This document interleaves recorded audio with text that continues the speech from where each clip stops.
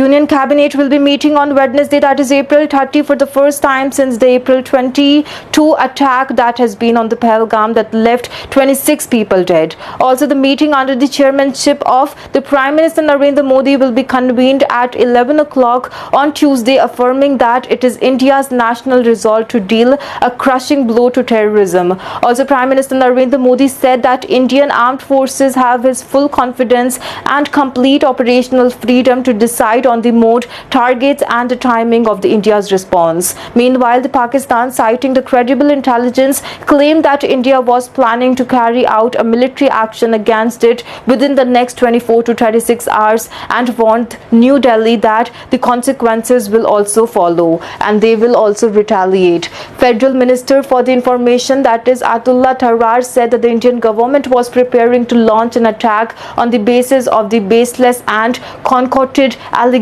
regarding Pakistan's involvement in the Pahalgam terror attack. Also, Union Health Ministry, that is the Govind Mohan, on the Tuesday said that the higher level meeting that was chaired with him also was attended by the chiefs of the 3 paramilitary forces and the senior officers of the 2 other security organizations. Again, the sources have claimed. The Director General, that is the DG of the Border Security Force, that is Daljit Singh Chaudhary, the DG of the National Security Guard Brigu Srivasan, and the DG of the Assam Rifles, Lieutenant General Vikas Lakhera, attended the meeting, the sources have said.